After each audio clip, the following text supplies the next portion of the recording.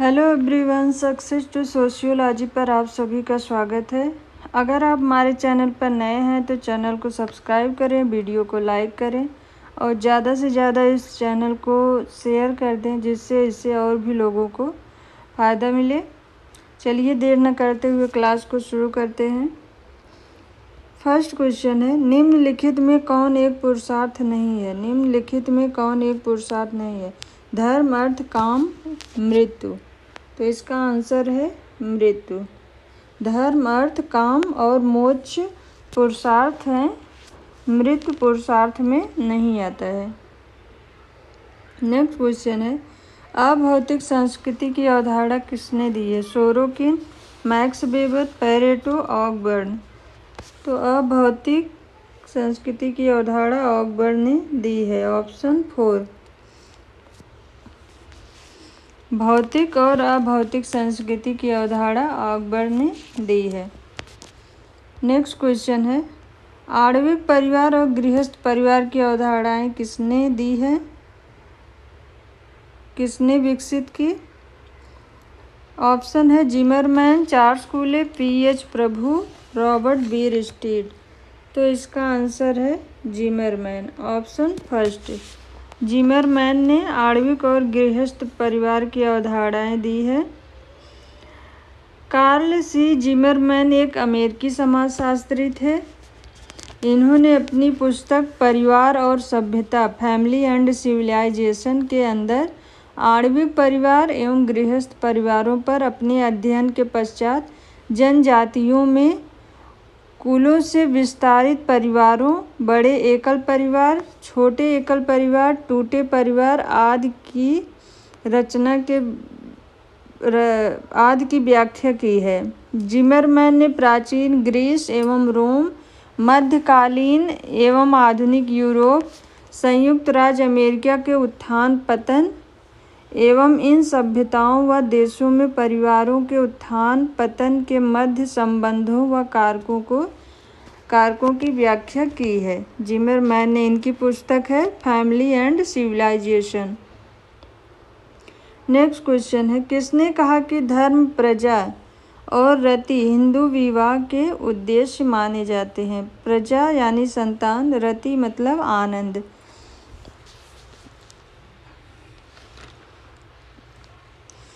Option है as Altekar, pH प्रभु, KM Kapadia, MN Srinivas. धर्म, प्रजा और रति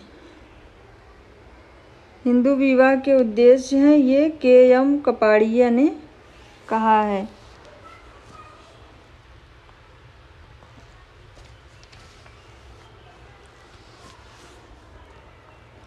केएम कपाड़िया भारतीय समाजशास्त्री हैं। निम्नलिखित में कौन समिति की विशेषता नहीं है? व्यक्तियों की सामूहिकता, कतिपय उद्देश्य का होना, ऐच्छिक सदस्यता, सामुदायिक भावनाओं का अनुसरण। तो इसका आंसर है ऑप्शन 4। व्यक्तियों की सामूहिकता है, कतिपय उद्देश्यों का होना, ऐच्छिक सदस्यता है, निश्चित उद्देश्य होते हैं, समिति के अस्थायी प्रकृति होती है, विचार पूर्वक समिति की स्थापना की जाती है, नियमों पर आधारित होता है, समिति मूर्त संगठन है, सुनिश्चित संरचना आदि शामिल है, सामुदायिक भावनाओं का अनुसरण, ये समुदाय के लक्षण हैं। नेक्स्ट क्वेश्चन है, सूची फर्स्ट का सूची सेकंड से मिलान कीजिए तथा कूट के अनुसार सही उत्तर का चयन कीजिए। सूची फर्स्ट में बुक्स नेम है, सूची सेकंड में विचारक हैं। First principle Spencer, the holy family Karl Marx, division of labour in society Durkheim, the theory of social and economic organisation Max Weber. यहाँ पर द होगा, the theory of social and economic organisation. तो इसका answer है 3241। 3241 option 2। Next question है, Murdock के अनुसार कितने संबंधी तृतीयक नातेदारी की श्रेणी में आते हैं? 150, 152, 151, 155। मोरडॉक के अनुसार तृतीयक श्रेणी में 151 संबंधी आते हैं, ऑप्शन 3। इन्होंने 250 समाजों का अध्ययन करके बताया कि परिवार एक सार्वभौमिक संस्था है। इसमें इन्होंने 3 प्रकार के नातेदारी के बारे में बताया। प्रथम प्रकार के नातेदारी में 8 संबंधी होते हैं, द्वितीय प्रकार के नातेदारी में 33 और तृतीय संबंधी में 151 प्रकार के नातेदार पाए जाते हैं। नेक्स्ट क्वेश्चन है, किसने कहा सामाजिकरण सीखना है जो सीखने वाले को सामाजिक भूमिकाएं निर्वाह करना सिखाता है? ऑप्शन है R Bierstedt, Ruth Benedict, H M. Johnson और लिंटन। तो इसका आंसर है H M. Johnson, option 3। H M. Johnson ने कहा है कि सामाजिकरण सीखना है जो सीखने वाले को सामाजिक भूमिकाएं निर्वाह करना सिखाता है।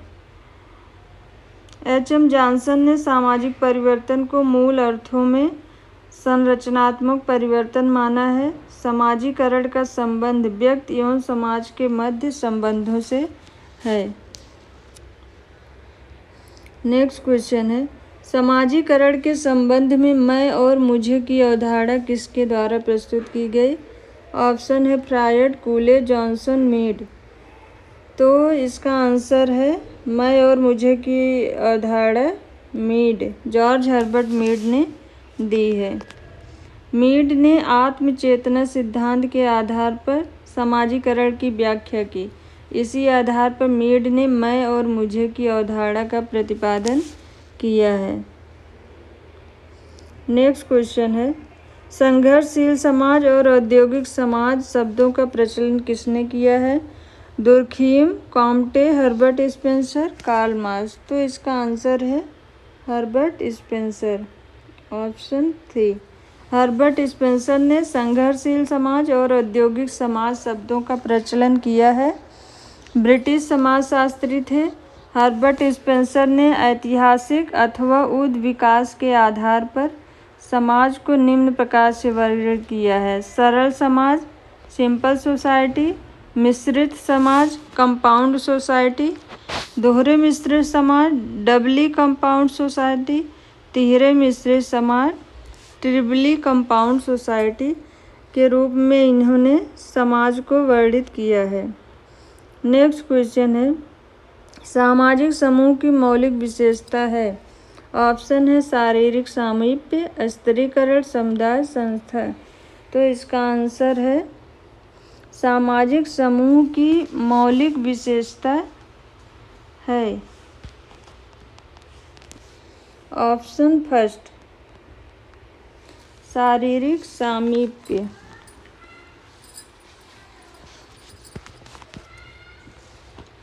सामाजिक समूह की विशेषताओं में सामान्य हित, सामान्य लक्ष्य, व्यक्तियों का संग्रह, सामाजिक संबंध, एकता की भावना, सदस्यों में आदान प्रदान, ऐच्छिक सदस्यता, निश्चित आधार आदि शामिल होते हैं। नेक्स्ट क्वेश्चन है, क्रय द्वारा किया गया हिंदू विवाह कहलाता है? पैशाच विवाह, असुर देव विवाह, असुर विवाह, राक्षस विवाह। तो इसका आंसर है ऑप्शन 3, क्रय द्वारा किया गया हिंदू विवाह असुर विवाह कहलाता है।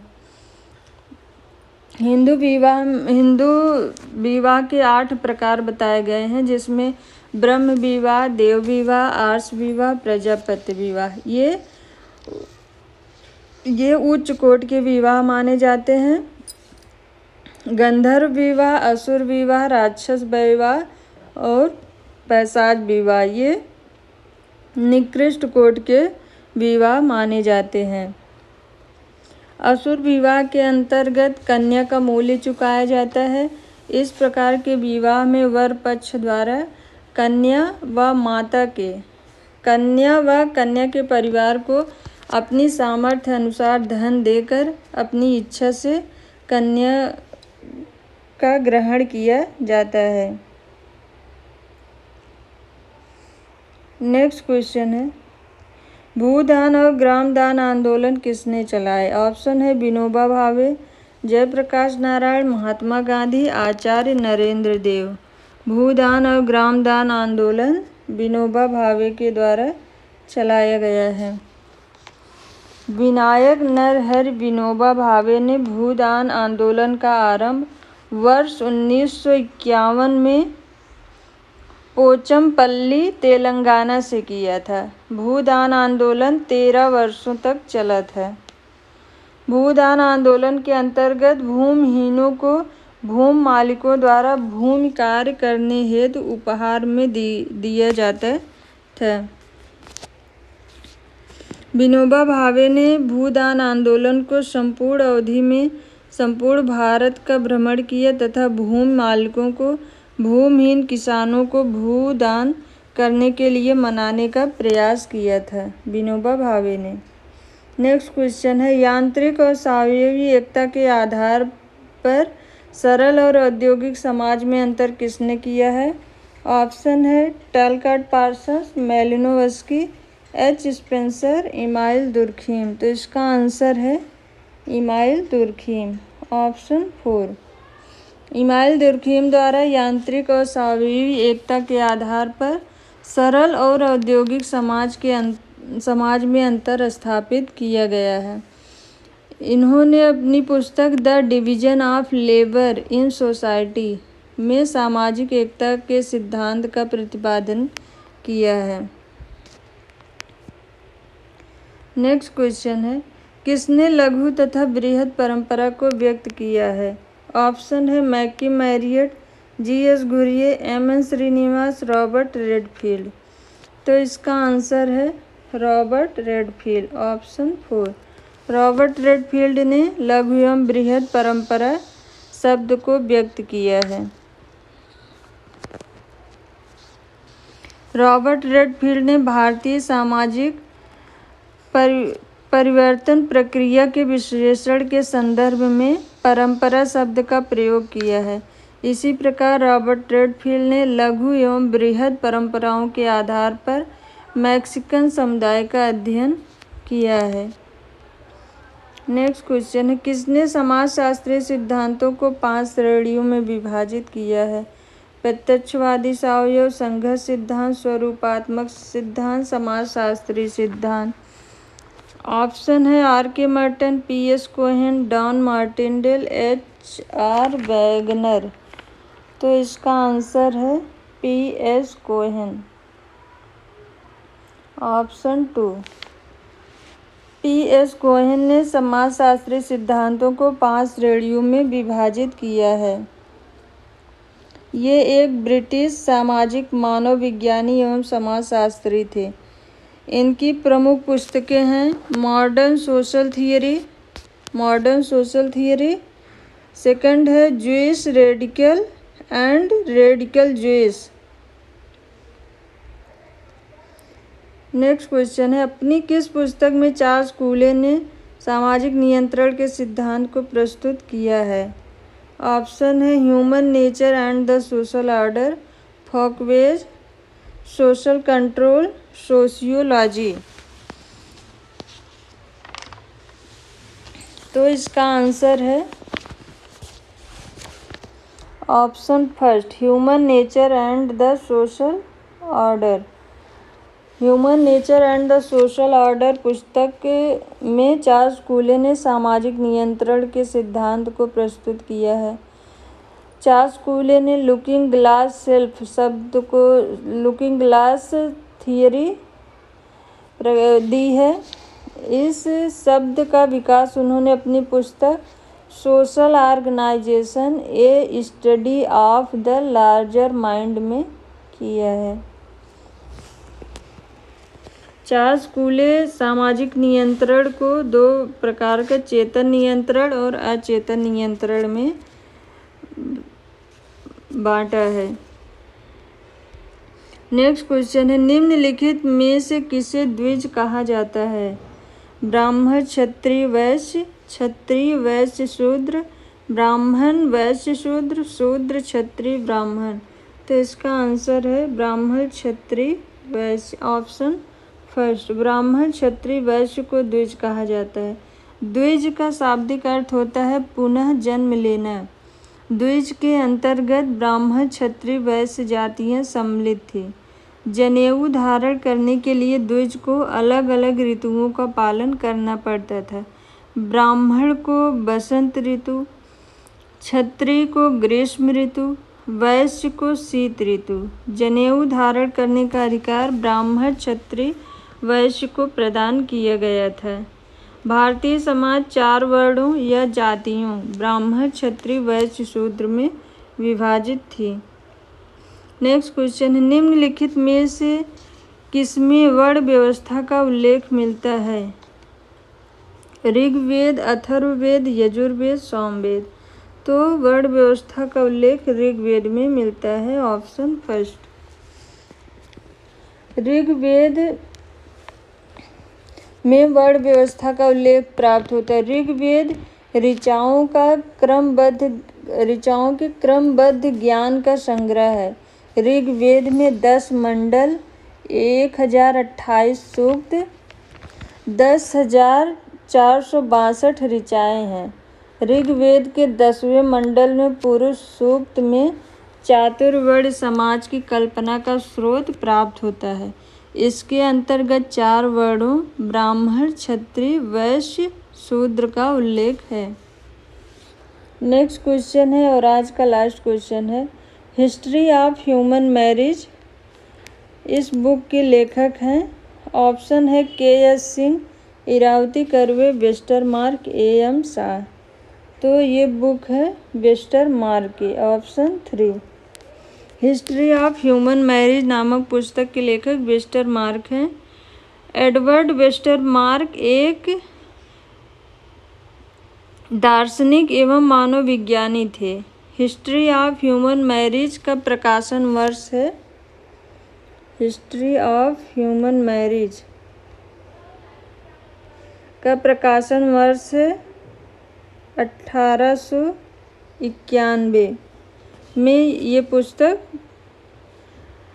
प्रकाशित हुई थी। इस पुस्तक में वेस्टरमार्क ने मानव विवाह के इतिहास का अध्ययन एवं विश्लेषण किया है। अगर आप सबको ये क्लास पसंद आए तो वीडियो को लाइक करिए, चैनल को सब्सक्राइब करिए और बेल आइकन प्रेस करना ना भूलिएगा। थैंक यू, धन्यवाद।